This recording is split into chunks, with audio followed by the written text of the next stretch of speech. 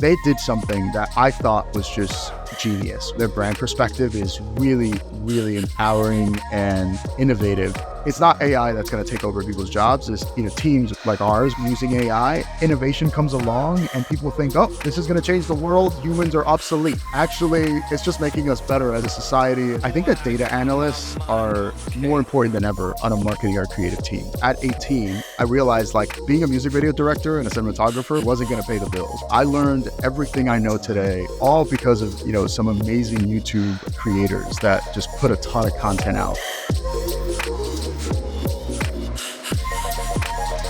Hey everyone, welcome to the Creator Tools Show. We're super excited to have our guest today, Yulian Mateo, an award-winning director, a creative leader at Grayscale, and there's probably so much more that I haven't mentioned yet, but just to name off a few of Yulian's accomplishments. So his latest film, Awakened, won the Best Indie Film at the Los Angeles Film Festival, the Best Drama at the Florence Film Festival, the Best Indie Film at Imagine Rain Independent Film Awards, and then the Best Indie Film for Top Short Films of 2021. So that's pretty crazy. I knew that you were a creative leader. Obviously, we met through Grayscale, but I had no idea you were this award-winning director. So Yulian, it's great to have you on the show.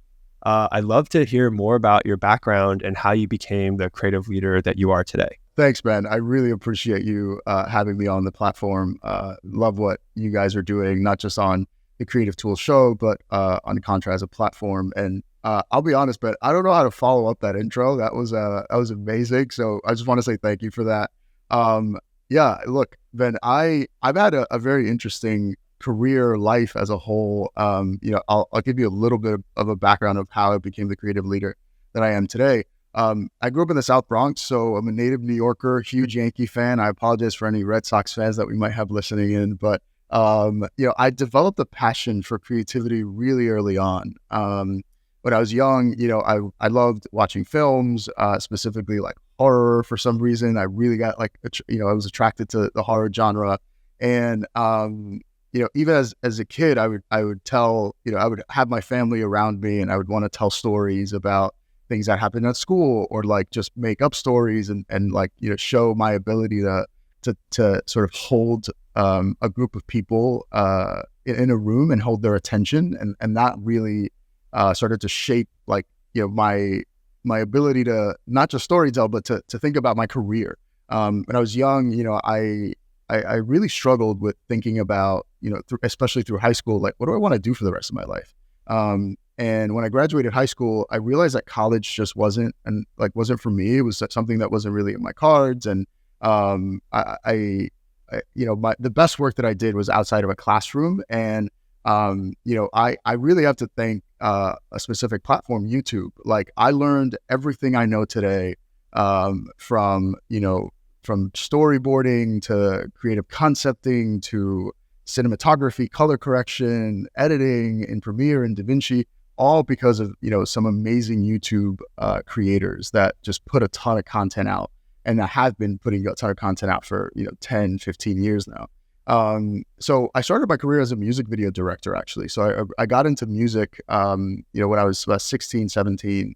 I was really drawn to it, and I was lucky enough to, have some friends that were, up and coming artists, and they were just like, hey, why don't you shoot me a music video? And my first music video, I shot it on an iPhone.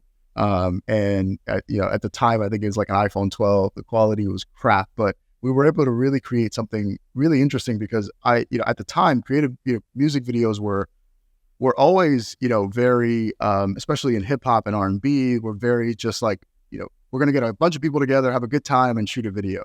And I saw it more than just that. I saw it as a way for us to tell a story, with elements of, drums, bass, hi-hats. So I really started to introduce, sort of skits into the beginning of the music videos to sort of lead you in, almost like a short film, and then we would take you into music, the music itself. So, similar to how High School Musical was created, right? Where you were sort of watching a movie, and then they would break out in song and dance, and that was a really big inspiration. So that's how I started my creative career. But what was interesting is at 18, I realized really quickly as a freelancer that being a music video director and a cinematographer wasn't going to pay the bills. And I needed to figure out how to do that. And I actually started my career as an admin.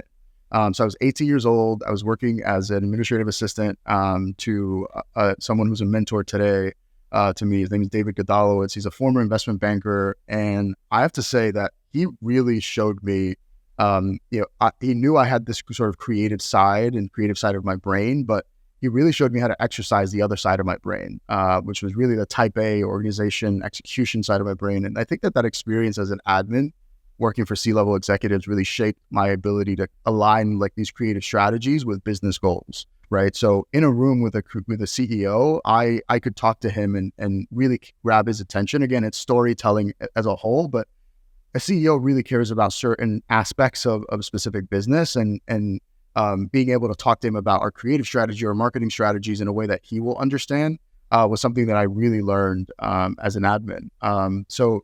So transitioning to, that I sort of started with music videos. That really took us to working with other brands and making short films that you mentioned at the beginning of the call. But sort of blending that creative and business acumen really is what got me into financial services as a whole. And fast forward to today, I'm the creative director here at Grayscale. And I think that leveraging both that creative vision and strategic thinking is really what got me to where I am today. That is incredible. Like the amount of distance that you've traveled from, telling stories as a kid to getting into your creative passions, learning through YouTube, into now, if you don't know, Grayscale is one of the most important financial institutions of our time.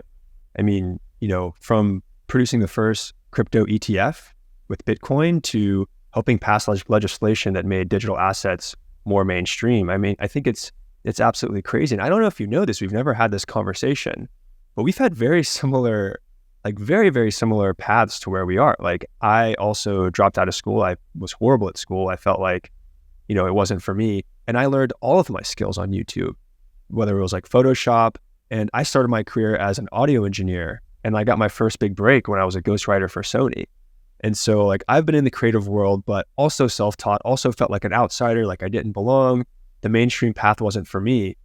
That's so inspiring to hear that the first music video you shot on an iPhone, that's incredible. And then to see what you did with Awakened, there's no way that was shot on an iPhone. Come on. That's just the cinematography is beautiful. And I would love to talk more about kind of how you got into short film making as well.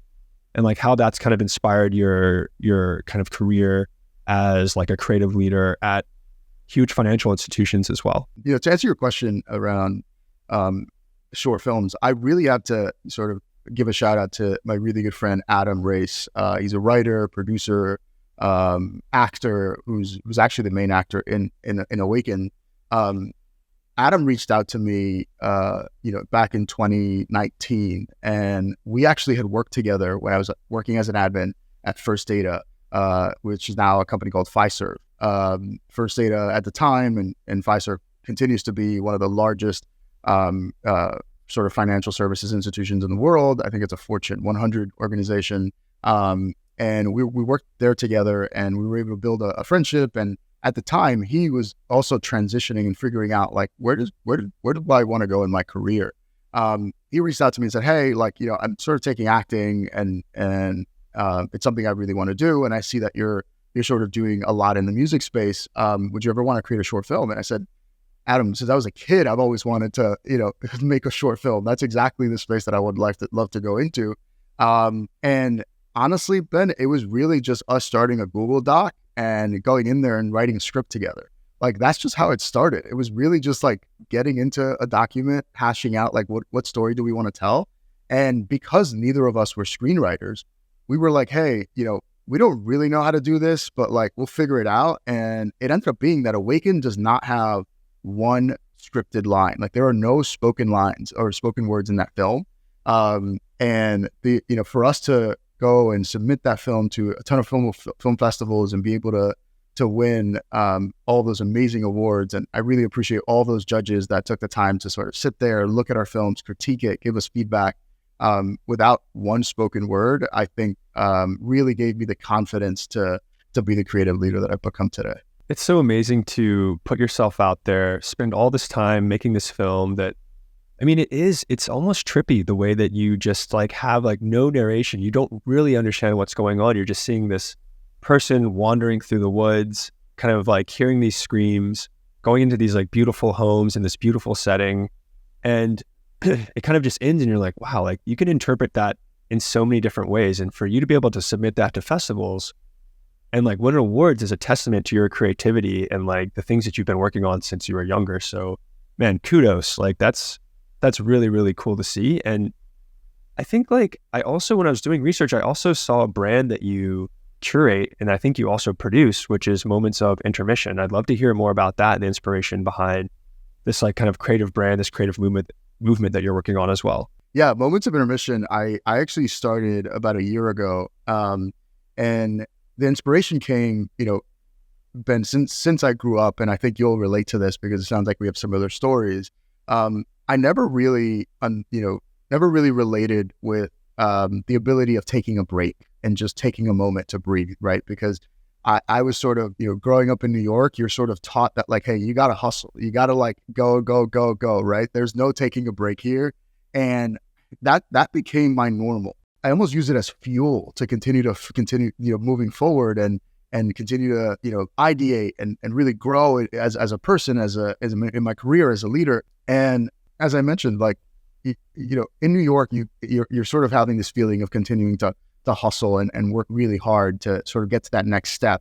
And one thing, I've been thinking about personally is like building my own personal brand or building something that, I spend so much time on thinking about Grayscale and how we're continuing to push this brand forward and continuing to, sort of be an innovator in the space, that I wanted to figure out a way to, sort of continue to be creative in a very limited amount of time. So when I thought about coming up with like a content series, I kept, again, similar to how we wrote Awakened, opened up a Google Docs and came up with a ton of ideas, and none of them really felt authentic. And for me, authenticity is a huge thing. It's like, if it doesn't feel right, like you shouldn't do it.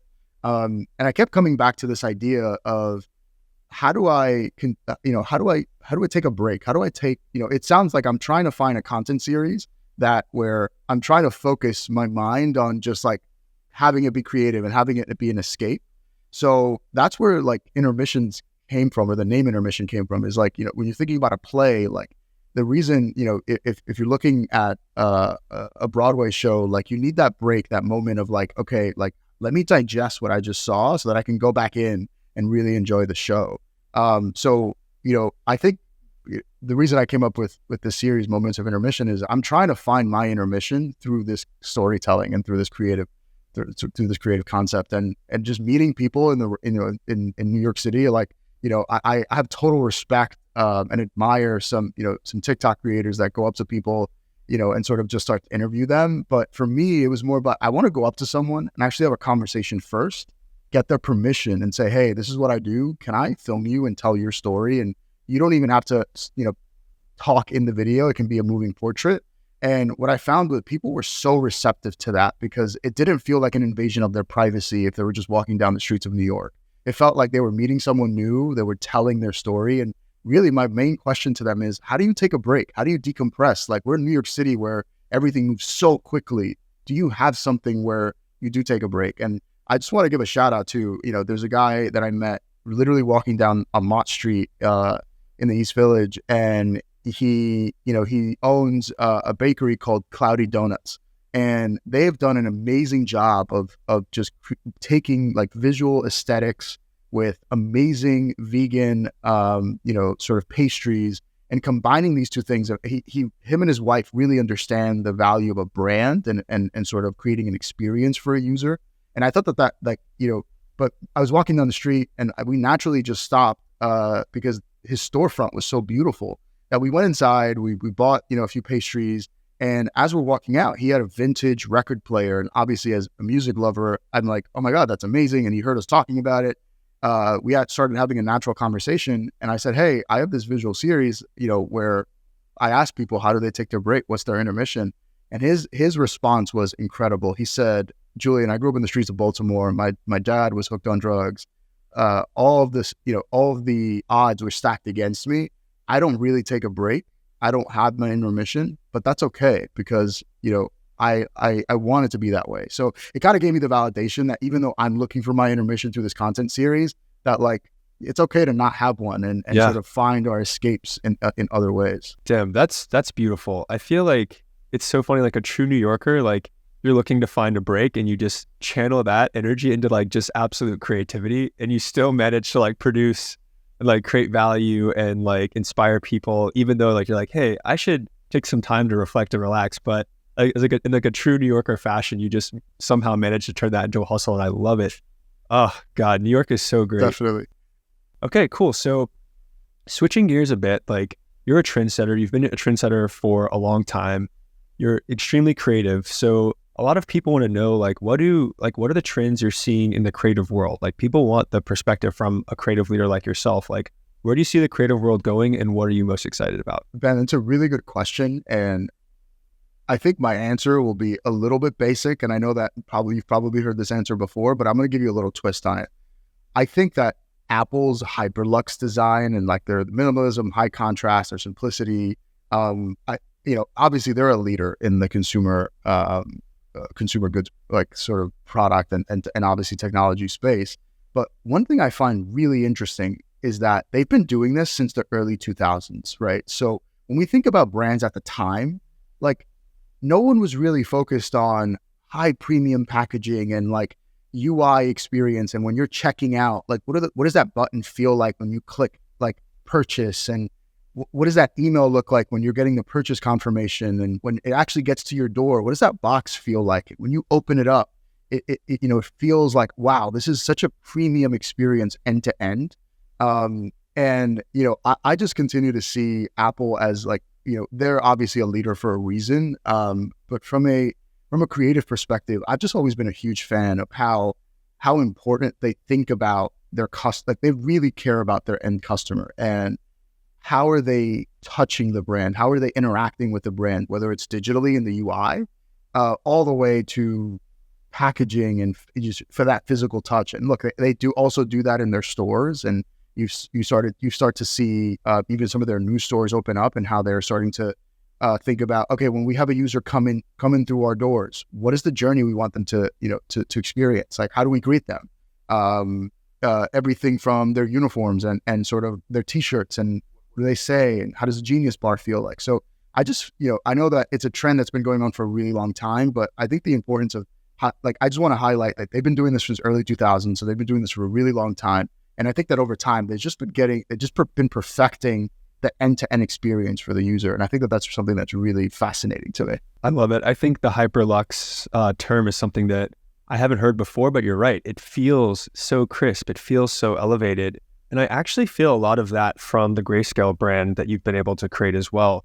I'm curious, like, how do you incorporate some of these elements and some of your creativity at Grayscale into the brand you build on a daily basis? Yeah, it's a great question. It's a challenge. One thing I really appreciate about the Grayscale team is that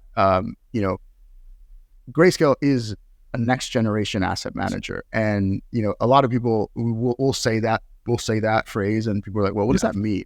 And what that really means is that we, like, Grayscale was the first company in the U.S. to open a Bitcoin fund that you could easily invest in through portfolio accounts through brokerage accounts. So clearly, like, trend setting, innovating, like from an asset class perspective and creating products, that's clearly there. But even from a brand perspective, they have been at the forefront of like looking at what is the space doing and how can we stand out. And I think that was, similar to our story, Ben. That was like, you almost had to do that, right? To sort of stand out in this really crowded space of asset management and financial services where everyone's sort of doing their own unique thing, but it all feels really similar.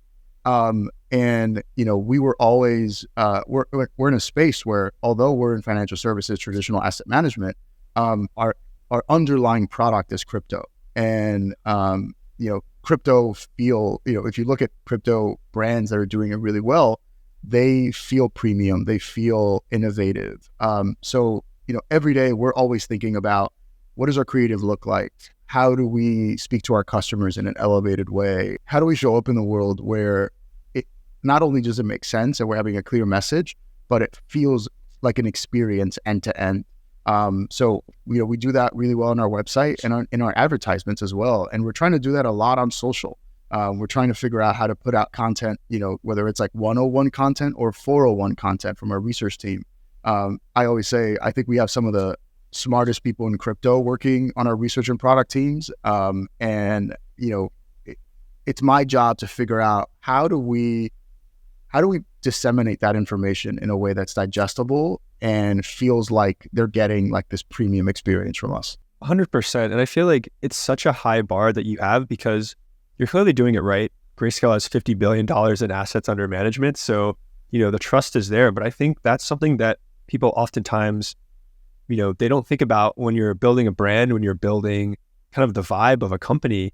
Like, you have to think about what's important to your users. And like, you're dealing with some of the most sophisticated investors in the world. You have to raise the bar of your brand to incorporate not only that hyperlux feel, but also trust, right? Like, crypto is a new type of asset and Grayscale is innovating in a way that a lot of other institutions just aren't. So I think that's a really hard challenge, but I think it's something that's really exciting as well. And I think, from my opinion, like outside looking in, I think you guys are killing it, but obviously I know there's been a lot of work behind the scenes to make this happen. Yeah. Thanks, Ben. Yeah. It's been a Herculean effort from the entire team at Grayscale figuring out how we do this. And I honestly couldn't have done it without the leaders that continue to make it possible for us to do that. I love it. Okay. So switching gears a bit, obviously you're putting out so much content, whether it's your website, whether it's your brand. Like, what tools are you most excited about? What tools are you starting to use that you haven't used in the past? And what tools do you want to try to incorporate into your team? One of the tools that we use that we didn't use, 2.5 years ago is Figma.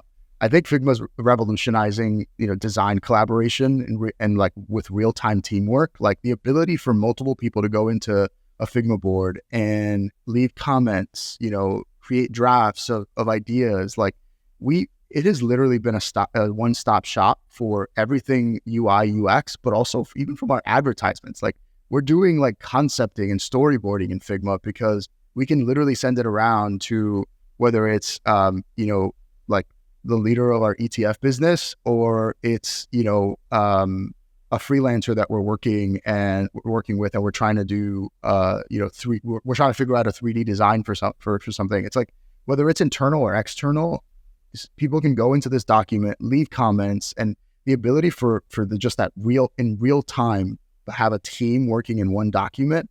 Look, that's not something new, but I think the way that Figma's UI has made it possible and really just seamless and quick, I think that's one of the platforms that I'm really excited to see what they continue to do, what other features they're continuing to add. I also love that it's a community, right? I don't know if people know this, and if they do, great. If they don't, I hope that this maybe is helpful. But there's like a sort of a collaborative homepage where if you are thinking of, putting a sales map together and you need like, a sales map that you can like color coordinate by region, instead of you doing that from scratch, someone's already done that on Figma and has shared it to the community so they can use it. So our ability like to turn things around for our teams has been, using templates that are already built into Figma has been revolutionary for us, because now we're able to really turn around into the market and, with content and pieces of material that are really important to our teams. And then I'll just also add, you mentioned AI, like, generative AI tools like Midjourney and DALL-E, and those are just two, right? There's so many that are coming out. There are some that are coming out for video that I've been really impressed with. I hear this term of AI is going to take over people's jobs, and I continue to preach that it's not AI that's going to take over people's jobs. Is teams like ours with AI, using AI, we're just going to continue to be faster, more innovative. But I think the big thing that I want to address on the AI front is it's making storytelling more accessible to more people. Even if you're not a sketch artist, if you don't know how to draw, like, I'll be honest, I am the worst. Like, I can't even draw a stick figure, but my ability to put a storyboard together in under 2 hours with creative prompts using Midjourney, and I can tell a story that's in my head and tell that effectively to our teams using something like Midjourney in a really high fidelity way, I think is transforming the way that we story tell. And it's allowing people who, like you and I, Ben, where we don't have any we don't have that formal training. We're sort of learning on the go. It allows us to tell stories that are in our brains and easily, and really come across and deliver that in a really high fidelity, high quality way. I love that. And I love the optimism around, is AI going to like replace us? Because I think ultimately, if you look at AI as a way to amplify like the things that humans are best at, which is creativity, which is strategy, which is taste, I think like you would definitely think about it a bit differently. I think there's so much fear, uncertainty, and doubt in the market right now, thinking that like, oh yeah, AI is going to replace my job, or it's going to, we don't need designers anymore, or we don't need, video people anymore, or we don't need engineers anymore. It's like, that's never been the case throughout history. Like if we can replicate and automate all of the mundane tasks that prevent us from being more creative, that prevent us from getting our vision out, like we're only going to raise the bar for creativity. And there's going to be an entirely new set of skills that are uniquely human. They're going to be more in demand. And I think even if today, like the skills that we use today are replaced by AI, and the value that those skills bring is like completely automated by AI, there's going to be a new set of value. There's going to be a new set of skills that's important for us all to like upskill on, that's only going to amplify the things that we're able to do. If AI helps you lead the team at Grayscale to do even more, you're not going to, oh, you know what, that's good enough, let's just slow down. AI solved it for us. Like, no, you're going to continue to raise the bar. You're going to be like, what is the next edge that we can take? What's that next like level of greatness that we can achieve? And I think if you look at it from that way, like I think it's definitely not zero sum. And I'm pretty excited about I think we share the same vision, especially as like, going back to the point that like we're both self-taught. Like we know what happens when these tools come out. Like YouTube was revolutionary. The internet was revolutionary. Like all these things that like kind of like leveled the playing field for everyone. And I think it's truly one of those like, a rising tide lifts all boats. So now everyone who has a vision, everyone who has a story, whose voice hasn't been heard because they don't have the skills, they can now tell that. And then they're going to be able to collaborate with more people on the things that we're truly good at. So in your opinion, what are the things that AI will never replace? Like, what are the things that, we do today that AI just won't replace? I'll start my answer in a different way. A question that I get asked a lot is like, how do you become a director, right? How do you start directing films? And look, like I am not even close to being, like the world's like, one of the leading directors in the space. Like I think that we can look at some of the most iconic directors like Scorsese or Tarantino, and all of them, when asked this question, and I literally steal the answer from them because they're the ones who are really driving, like from a director perspective, they always say the same thing. They always said, look, if you want to be a director, pick up a camera, shoot something. Okay, great. You're a director now. Like there's no easy way into it. There's no formula where you have to follow these steps and then you become a director. And, a lot of people, especially in production, think like, oh, you become a gaffer, and then from a gaffer, you move to this, and then you become a DP, and then you're a director. And it's like, no, we're all storytellers, right? So to answer your question about what is AI never going to replace, like, AI can write stories, right? You can prompt ChatGPT to write a story about, someone's life. If you want to do a biopic, or if you want to create, a new sci-fi film. The difference is how that story relates to other humans, and what's the style of that story? How do you want to, do your shot selection? Like AI can help you speed that process up, but it's not going to replace it in any way, right? No massive studio like Universal or Paramount is going to, give hundreds of millions of dollar budgets to an AI to create a film without any human oversight, right? I think that that's the thing that people sort of don't understand is when you start to see massive business decisions that are being made, they're being made with humans around a table figuring it out together. That collaboration is never going to go away. And to your point, Ben, in history, we've seen that, right? We've seen where innovation comes along and people think, oh, this is going to change the world. Humans are obsolete. And we're continuing to be proven wrong, where actually it's just making us better as a society, as humans. We're continuing to just evolve and be faster and quicker. So I think that's something that AI will never I think have an impact or a dent into. It's we're always going to need collaboration. We're always going to need to come together as a team to get things done. It's so true, and I love that. It's like you don't want to talk to a robot when you're producing something that is truly art. That's something that's supposed to be creative, and like ultimately, we create for other people. We're very complex. We're very relationship driven, and I think you're right. Like human collaboration will always be there. Human curation will always be there. Human taste will always be there. And it's interesting as a musician, like, I think the stats today, and like, don't quote me on this, but I think there's like 100,000 songs released either like per day or per month or some crazy number, right? So like, if you think about supply and demand, theoretically, the value of music is like practically nothing, but it was never about the music. It was always about the brand. It was always about the vibe, like the experience that you felt, the live experience when you saw an artist live, to really understand like what were they trying to put out in the world. And like, every song is not one-to-one. Just because everyone can make, a short film using, one of these like, AI video generators doesn't mean that it's going to resonate. It doesn't mean that there's like, it's curated, there's taste to it. It's not going to resonate with everyone else. And so I feel like creativity is always finding that edge. Like, what is that edge that we have that is going to make this cut through the noise? Because we know there's so much creativity out there. I think that now everyone can be creative. I think the demand for taste, the demand for creativity is going to explode.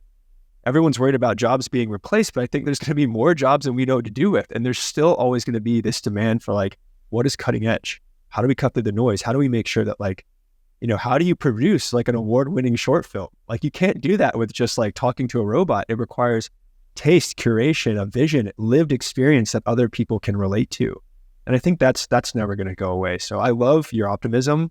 I am totally aligned with that. So I'm curious now that like we have tools that are like, improving the way we work, improving the way we collaborate. Like, how do you see the future of creative teams, and like, how do you lead your team today? Like, what does your team look like? If it wasn't for platforms like Contra, I'll be honest, we would not be able to do what we do today. I think, that comes from us continuing to push the boundaries creatively. And look, like, I consider myself a filmmaker, director, a little bit of a colorist. Like I can defend myself in these platforms, but there are individuals out there that's all they do, right? That is their specialty. And what I've realized is I love working with the best of the best.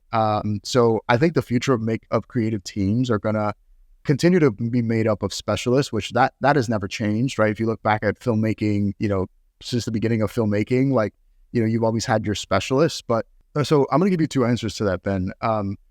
One is I think that data analysts are more important than ever on a marketing or creative team. I think that, as creatives, we're always pushing the boundaries of like, hey, aesthetically, how does this look? Is our message getting across? We're always asking ourselves these questions. But on the Grayscale side, like we're always doing A/B testing. We're always doing sentiment testing. We're trying to figure out like we want to put things out there and let the data drive some of these decisions, because then that's telling us like, hey, people are gravitating towards this one thing versus another. And I'll give you an example. We, alongside the Elephant team, we developed sort of this 3D mini keyboard. And the keyboard has our ticker on it. It has, the Grayscale word mark, and it has the invest button. And the reason for that is we started to think about, how do we think about investing today, right? It wasn't like back when the New York Stock Exchange first started, where you would have to physically go there with some kind of monetary, there has to be a monetary exchange, and you get a certificate and you get your shares. It is not like that anymore, right? With a click of a button, you can be invested in any public company, any digital asset across the board. So, we wanted to think about, how do we make that tangible? How do we make that feel accessible without saying too much, right? You see it and you instantly get it. And that's why we decided to take this concept of a keyboard and make it a real thing, turn it into something that's actionable, that feels like, oh, that makes total sense for you to use, a little keyboard to display the ticker that you're trying to communicate or give us information about. So, and look, in a creative team, in order to get that done, we needed 3D animators, we needed motion graphic animators. And I think that, creative teams, going back to the data, when we started to put out a creative with the keyboard and creative without, we just saw that people were gravitating towards that piece of content because it made sense, right? It was an easy click for them to sort of say, oh, that makes sense to me. You don't have to say too much. I got it. Versus something else where we're putting text on screen and forcing people to sort of read that text and then process it. So I think that the importance of data analysts are continuing to be something that I think all creative teams and marketing teams should consider when they're building out those teams. But look, I think that specialists like 3D animators and motion graphics designers, I think there's going to continue to be a higher demand as we push the boundaries of what's possible. I love that. That's super unique and not something that I've heard before, but it makes so much sense. Like, the world's so connected now, and when you produce something, you can tell if it's resonating. And so having that like data analyst skill set on your team almost gives you a superpower, because we're producing so much more content than ever before. And back to our AI discussion, that's probably going to speed up, right? We're going to be able to iterate and produce more and more. So having that like kind of data insight is almost crucial. It's almost like a must-have. You really can't be like blindly putting things out there without understanding, hey, what's hitting and what's not. I love that. And I totally agree. Like, specialists really think about the number of skills you need to exist in the modern day, like, creative landscape. Everything from 3D, like you said, to motion, to like brand design, to graphic design, all these things, like, you want the best of the best, and you want to be able to create things that really cut through all of the noise in the market. And so I totally agree. So I think that Grayscale is absolutely crushing it, largely in part because you're the leader there. But I'm curious, like, what other companies are you seeing out there that are just doing it right? What other brands? I know you mentioned Apple, but is there anyone else that you look up to in the space? This answer might be a little bit unconventional and it's not in our space, but I think that what they're doing from their brand perspective is really, really empowering and innovative, in my opinion. And I think it's Rimowa, the luxury luggage company. They have a campaign called the Lifetime of Memories, and I think that they did something that I thought was just genius, which is, in that ad, obviously you're seeing their amazing luggage and it looks brand new, but like, I think like 5 seconds into one of the ads, you see someone closing up the suitcase and it's all beat up. There's dents, there's scuffs, like. And you start to think, you're like, wait, like, most companies, when they're displaying their product in an ad, they want it to look perfect, right? So that a user could look at it and want to buy it. And the reason I thought that was genius was it was only after seeing it all scuffed up and dented that I wanted it even more, right? Because that's actually what it's going to look like 5 years from now. And not only are they communicating endurance and that this thing is going to live a lifetime with you, and no pun intended, a lifetime of memories, but it was the story that each scuff and each dent, like, probably, like that suitcase has probably seen more than most people, right? When they think about travel, when they think about using that. So that emotional connection for me was something that I thought was incredible. And once I started to look at their brand and their user experience when you're going through and looking at their pieces of luggage, I think they're doing really, really well, and also appealing to a younger audience of hey, if you have the means and the capability, like, go ahead and travel, go ahead and experience, and we'll be a partner with you along that ride. So I think that Rimowa is one of those companies that's really doing it really well, and I was really impressed with specifically with that campaign that they put together. That's so cool, and it's almost like a new variation on that hyperlux, because they're not like saying like, oh, this has to be perfect. It's more about like, hey, like, this is going to unlock experiences for you, and those experiences are going to create memories, and like, that's why this suitcase is beat up. Is there anything else you want to say to the audience before we wrap up? Like, do you have any advice to like younger creatives that are maybe just getting started and they're entering this world of AI and they want to be like you when they grow up? They want to be a creative leader. They want to have, short films that have tons of awards. They want to have a team at like, one of the most important financial institutions in the world. They want to be like, what advice would you give to like, young Yulian who's trying to come up in the world? Again, I appreciate you giving me this platform to share my story and my thoughts. I think what you're doing with the Creative Tools platform is amazing. And what I would say is, whenever you hear don't or you can't, use that as fuel to continue to drive like exactly what you want to do. And I think now with AI and all these pieces, like all these resources that are available to any of us, none of it is gate kept right? If you think about the music industry back in the 90s and early 2000s, like the only way to get into it was if you knew somebody. Now you don't need to know anyone, right? If you create good work, like user resources to tap into, whether it's YouTube creators who are teaching people how to do things, or using platforms like Figma to sort of learn and look at the templates and play with those templates because they're easy, they're free, and you can just go in there and start messing around. I would say is, when you're told not to, like, go do it anyways, right? Because you might not, you're gonna realize that truly anything is possible, and you don't have to take a traditional route to get to where you want to go. You can sort of take the offbeaten path and still, create a life for you that's authentic and genuine. And I think that that's the second piece. It's like, be true to yourself, right? Think about what you love to do. How do you love to spend your time, and tap into that, right? And find a way to create value in the market, right? Like people say, like, do what you love, you'll never work a day in your life. And it's like, yeah, but what you love might not be valuable to the market, to the world. And that's how, you can, pay the bills, right? So I think it's like, find out what you love and then find out how to be the best at that, because then that's going to create value across the board. I love it. I think the future is bright for creativity. And I think the demand for creativity is just going to explode with all these new tools. And this is super inspiring. Yulian, thank you so much for being on the show. I love hearing your story, and there's a million conversations we're going to have offline because I feel like we might have more in common than I realized. But thanks again for joining, and thanks again for tuning in to the Creator Tools Show. See you next time. Thanks, Ben. I really appreciate you having me on.